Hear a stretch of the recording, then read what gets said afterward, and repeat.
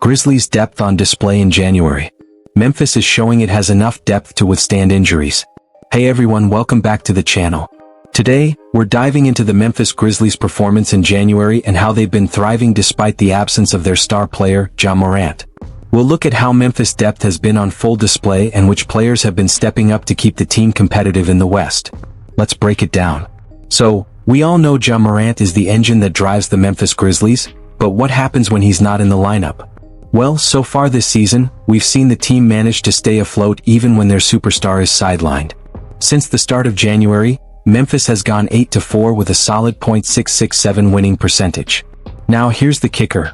Ja Morant has only played in 7 of those games. That's right, the Grizzlies have managed to go 6-1 with Morant in the lineup, but even when he's been out, they've kept things competitive, going 2-3. And it's not just close games. Memphis has won their last 2 contests without Morant, and they've been dominant. A 140-112 win over the San Antonio Spurs on January 17th, and a 139-126 victory over the New Orleans Pelicans on January 24th. That's the kind of performance that really shows the depth and resilience of this squad. Now, let's talk about which players have stepped up in Ja's absence. It's been a true team effort, but a few players have really stood out. First up, Luke Kennard. The sharpshooter has been on fire since Morant went out. He started the last 2 games and has made a huge impact, scoring 17 points against San Antonio and a season-high 27 points in the win over the Pelicans. Since January, Kennard's been averaging 13 points per game, and get this, he's shooting a crazy 55% from three-point range. That's elite shooting, and he's been one of the best in the league in that category over the past few weeks. Next, we've got Desmond Bane, who's been nothing short of spectacular as the primary playmaker in Ja's absence.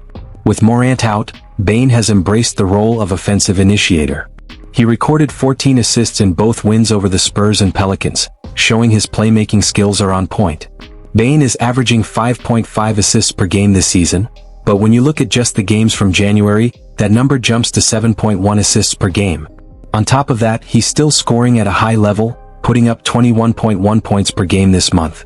Bane is really showing that he can be the lead guy when Morant isn't available. And let's not forget about Jaren Jackson Jr. He's been a dominant two-way force for the Grizzlies, and his recent play is a big reason Memphis has been able to thrive without Morant. Jaren was named the Western Conference Player of the Week for Week 14, and it's clear why. Since January, he's averaging 24.8 points, 6.5 rebounds, 3 assists, 1.5 blocks, and 1.2 steals per game. He's been a reliable offensive weapon, scoring at least 20 points in each of his last 4 games.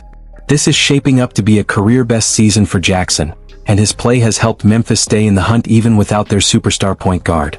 So, what does this all mean for the Grizzlies moving forward? Even though they're not at full strength without Ja Morant, this team has shown it has the depth to remain competitive. Players like Luke Kennard, Desmond Bane, and Jaren Jackson Jr. have stepped up in big ways, and Memphis is finding ways to win. Ja Morant is, of course, the heart of this team, but the Grizzlies' ability to perform at a high level even when he's out is a huge sign of growth. If they can stay healthy and keep getting this kind of team effort, Memphis could be in a great position for a deep playoff run. What do you guys think? Can the Grizzlies keep this up without Morant? Who's impressed you the most during his absence? Drop your thoughts in the comments below. Thanks for tuning in.